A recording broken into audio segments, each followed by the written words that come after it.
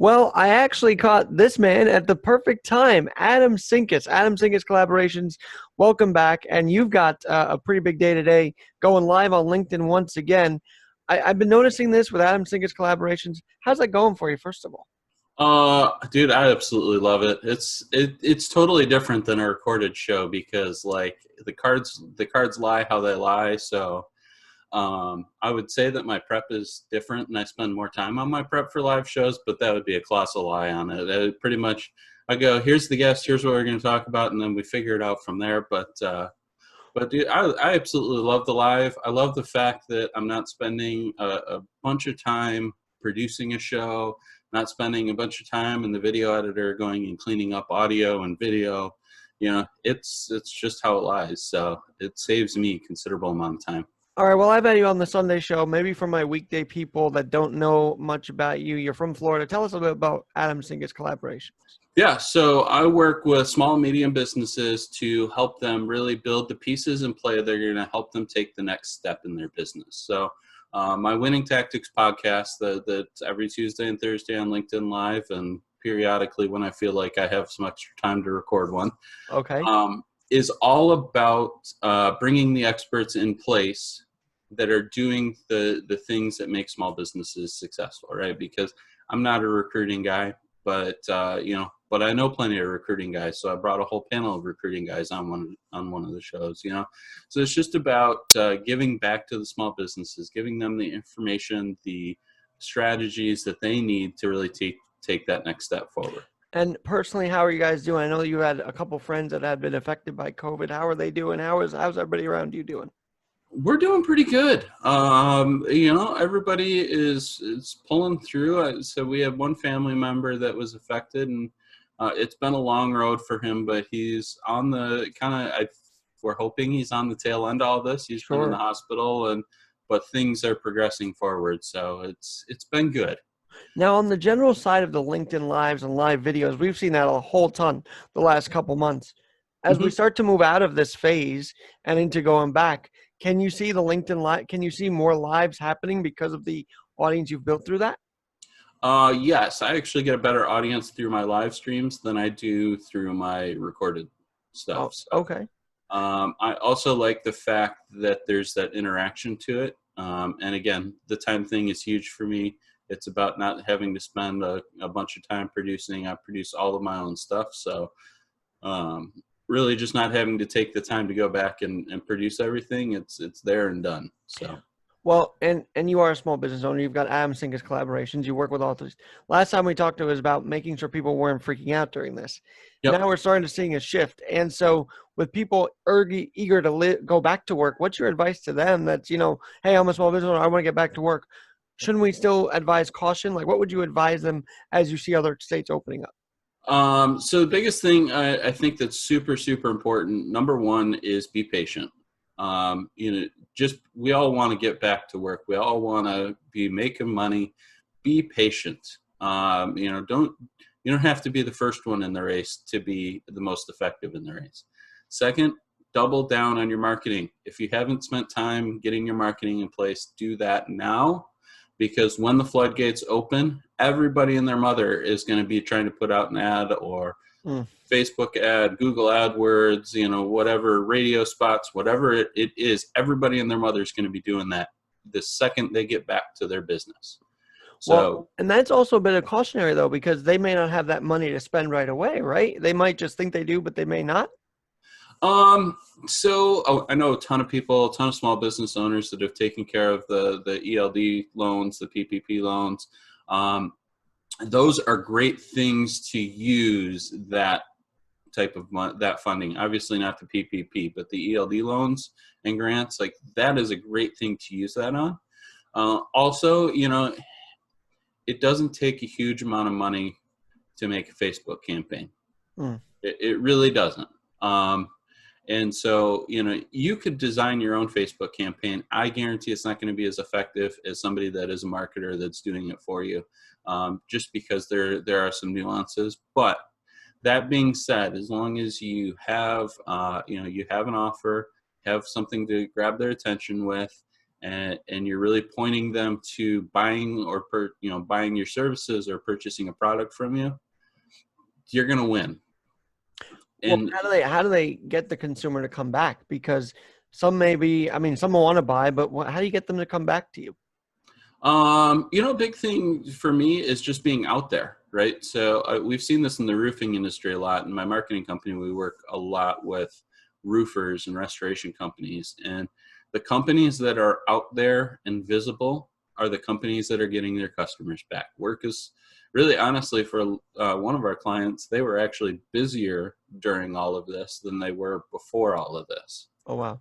Well, I'm So, sure there were some industries that had an uptick because of the needs that people had. yep. Yep. I don't, I think construction industry, we're going to see probably effects on this in about a month or two, a little bit as the floodgates open back up, businesses start, other construction businesses start entering back into the market.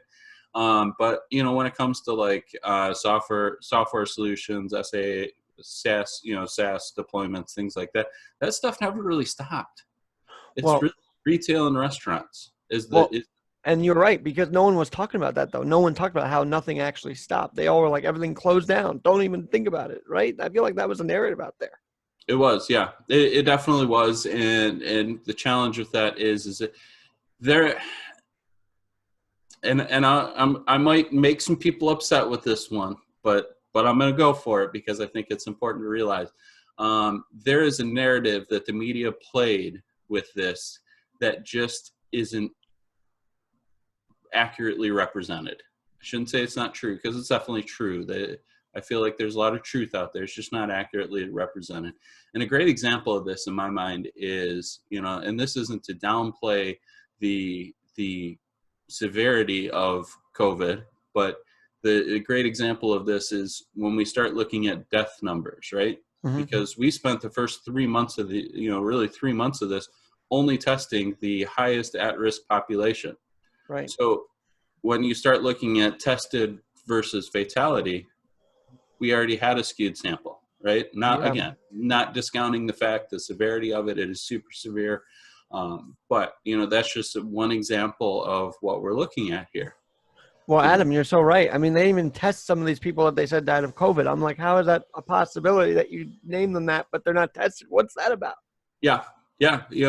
And so I think a lot of times, the media talked about how the whole world is shutting down all the time. Well, you know what? I've been doing marketing for the last 3 months. We've been busy. And guys, Adam works from home anyway, right? Like, this is your niche. Yeah, we're fully distributed team. My team and I were fully distributed. My business partner, he's on the other side of the state. And our SEO guy lives in Fort Lauderdale, just about an hour south of my partner. So we're a fully distributed team. Like, this is just business as usual for us, so.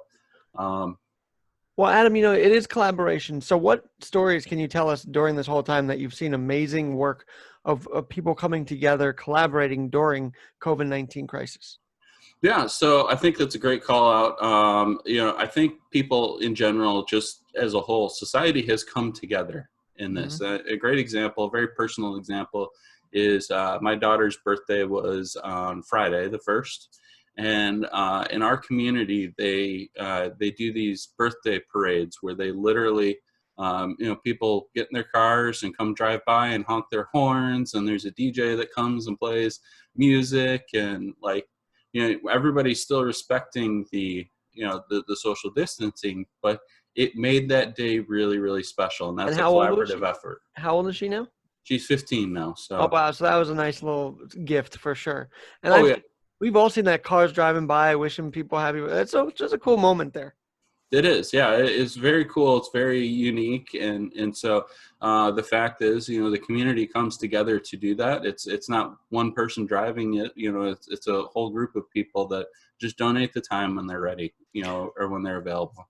And your state's had quite a number of stories of beaches opening up and everything like that. But yep. And I guess this week a lot of other stuff's opening up too.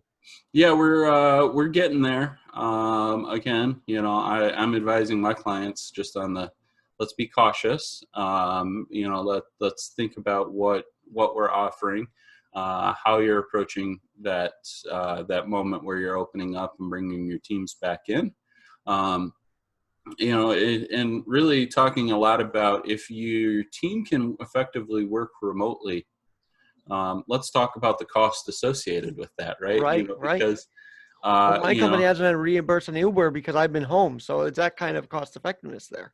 Yep. It's not only that, but it's office space, right? If you don't need a physical location, I looked at office space for our team, and we're looking at probably on the cheap side, we're looking at like $650 in a co-working space on the cheap side, right? Wow. So instead I help out with internet bills, and it's So that 650 is wiped out because you're working from home, in other words. yeah, we Wow. don't pay that, right? Nobody's paying travel time. Nobody has to go to an office.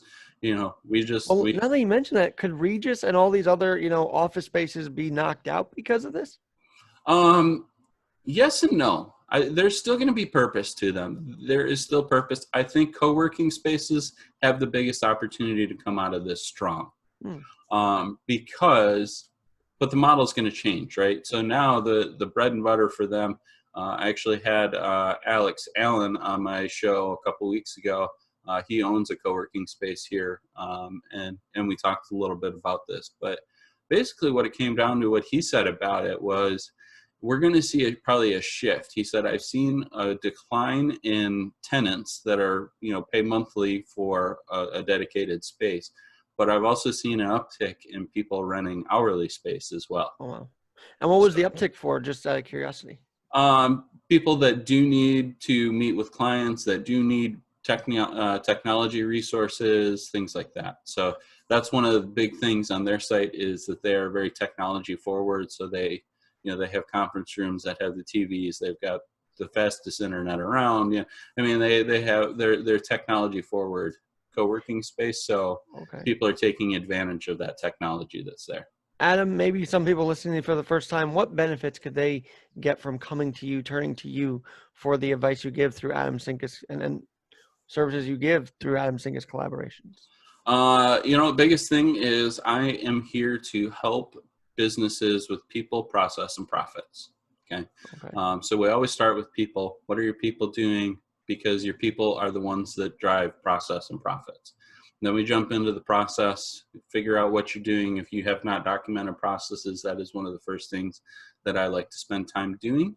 And as long as we can fix the people and process, profits will come. So. Well, that's the thing. And I feel like you, as you mentioned earlier, teach patience as well, right? Because small business owners generally are frustrated because they see some slowdowns, and even without a crisis. So you will them through those slowdowns as well. Yeah, one of the big things, things I like to look at with small businesses is I like to look at getting out of your niche, right? So people talk a lot about niches. I actually heard this from a guy named Joey Gilkey. He says niches are riches, and I agree with that. There's a lot of value in that, right? If you specialize in an area, you should stay in that area. However, when you have downturns like this, when you have struggles, you've got to be able to diversify your product offerings quickly. Well, and it's funny you mention that, because this past week we saw the Kansas City Chiefs Super Bowl winner become a doctor in his own homeland of Canada. And I'm like, we need that to see that in sports too. Like, don't tell kids to do one thing, have them do a bunch of things, because now they could change the world like this guy's doing. Yeah, no, I wholeheartedly believe that with sports as well. We have taken this mindset with sports, at least in the United States, big time, is that, you should be doing your sport 11 months out of the year. Everybody's going to be the next all-star, and everybody's going to make $1 million from it. And, the reality is it's 1% of 1% is actually going to make that. That's right. Get a chance at that. We won't even talk about making it, get a chance at that. Right.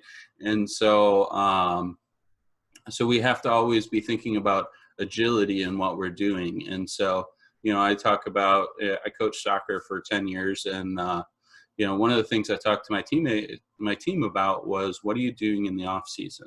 We were just a rec program, so it was a little bit more relaxed than some of the premier programs out there. But, I had girls that did dance. I had girls that did basketball. They were doing other sports and other activities in the off season. What that does is that helps make you a more rounded person. And so same thing with your business, right? You can be a niche in for a marketing like roofing and restoration, right? But there are really two. We see there's two actual spaces in the roofing and restoration industry that we can make money at. So the first is premium websites, and that's where we like to live. Um, for established roofing companies that are making at least $2 million in annual revenue, have a good solid business of commercial business, because those are high dollar, high ticket items. And then we also have a product offering that we are just getting ready to formally launch, that is a $750 a month for a 12-month commitment. You get a basic web page, you get all your social and all that set up and tied all together. We call it directory management. So we get everything so you can be found. And then we do one SEO piece a month for your website so that you can continue to build that, right? So that's about $12 a month then? Is that what it is? It's $750 a month. Oh, a month. Okay. To do that, right? But that's a $2,500 website. That's a $2,500 direct digital directories package plus SEO every month, and we ask for a 12-month commitment. Well, I'm very curious. How are you able to do that with the way to reduce the cost that much per month when it's a 2,200 plus endeavor? Yeah, so instead of a full custom page, which is our premium tiers, our full custom pages, I mean, we literally design it from the ground up based on your needs and in your business. These are going to be more templatized pages. They're not going to be like going out to get your like Elementor, template page, like, that's just a run-of-the-mill drag and drop builder. It's still going to be a custom template for us specifically, but it's just going to streamline our process on those pages a little bit so that we can make it more affordable. Was that pre-COVID amount too, or did you lower it even more during COVID? So we've been talking about this for about a month and a half now. So we've been talking about doing this package for about a month and a half, and we just really got down to how exactly we're going to offer it this last week. So, well, congratulations on that. I'm sure you're seeing a jump with all this new stuff. We haven't officially pushed it through yet, so we're just getting it out there. But we already got a client base that we think will be taking advantage of it. It's really focused around companies that are in that first 2 years of business that just don't have huge amounts of capital to get everything done with. Have you had, just out of curiosity, have you had the Shake Shack CEO on? Because he just donated his $10 million back, and I thought that was very special to do. I don't know if you know him or connected with him after that. I am not, but I'm going to go find him. I'm going to go find him and go for it. No, those are people we need to have on these different shows, right? Because they can inspire small business owners who have plenty to give back a little bit, right? Mm-hmm. Yep. Yeah. No. And that's important to count. To talk about too, is there are a lot of small business owners that are doing just fine through all of this and still making money and still comfortable, and really things haven't changed. And so, I think you need to.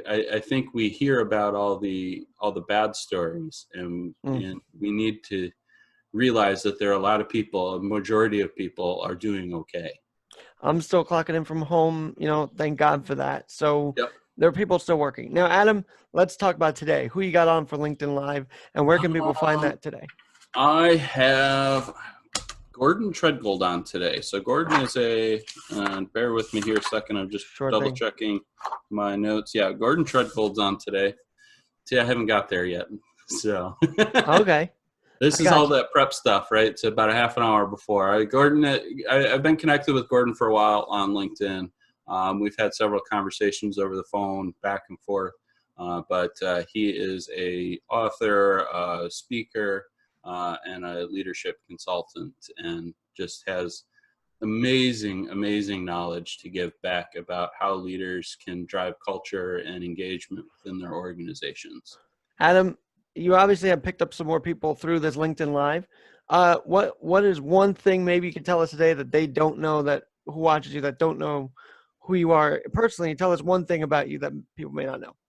I love that question. I ask people that question all the time. My one thing that you cannot find about me on my LinkedIn page is that I am a vinyl record junkie. So nice. I love listening to old, any music really on vinyl record. It's a totally different sound, totally different world. So I think I'm up to somewhere around 150, 200 records now. So, Very cool. Who's your favorite then? yes. Okay. I Okay. listen. So I listen to the gambit of friggin' like everything. Like from I like old stuff. I love like Bing Crosby and Miles Davis, all the way up to the new stuff. I don't do gospel. I don't do a whole lot of country, and I don't do a whole lot of like the hard heavy rap. But beyond Are you a that, baseball fan, Adam? a little bit. Because Bing Crosby was in this movie called Angels in the Outfield from Yes, 1951. He did a cameo, which I just learned last week, and that was pretty cool to find out, actually. yes, I was aware of that one. So, So, all right, Adam. Well, thanks so much. And I got to ask you one more thing while we're on sports for a minute. What part of Florida are you in exactly? so I am in Fort Myers area, so south, just about an hour and a half south of Tampa. So, are you happy Brady's in there? Or are you a Jacksonville fan, or where do you fall on that spectrum? I am a Steelers and Lions fan. So Okay. I'm originally from Detroit, so that's why I'm a Lions fan. So Oh, nice. Well, hopefully they get no, a rebound here. I mean, we'll have to see. They had a decent draft, right? So we'll have to see. I don't know. We've been waiting for a rebound for like 30 I years. know. I know. So when I I know. want to watch good football, I watch the Steelers. There you go. And they'll always be contending. All right, Adam. One more time, where can they find you today for LinkedIn Live? At what? So I will be on 1 o'clock on LinkedIn, also on Facebook. You can find me linkedin.com/in/Adam Sinkus. You'll see it pop up there at 1 o'clock. And also facebook.com/Adam Sinkus as well. While you're there, don't forget to connect with me as well. I love connecting with people. So You do. You're very personal, and you can reach out to him, and he's right there. So, and do you turn those things into a podcast, or are they still video and just that? say that again. Do you turn your LinkedIn Lives into a podcast once it's done, or? No, they live in the video world. I download Okay. them and I post them up on YouTube. When I got about 3 or 4 that are sitting in backlog right now. But yeah, I just download them and post them to YouTube how they fall. I've upped my production value. I now have my intro loaded into the software. Very cool. So Very we cool. get a formal intro now, and so You know, it's funny. It's kind of like a switcher. You have to start becoming the switcher too, because you got to get all these images up there that you got to throw it to you, and then the guests. It's like all over the place. I'm getting better at it. Yeah. Well, Adam, we will watch you today, LinkedIn Live, 1 p.m. and Facebook. What's your Facebook page? Adam Sinkus, just facebook.com/Adam Sinkus. Sinkus for those who need That's this. correct. Yep. All right, Adam. Thanks so much. We'll be tuning in. All right. Thank you so much. Have a great day. You too. I'm Alex Garrett, and we'll talk.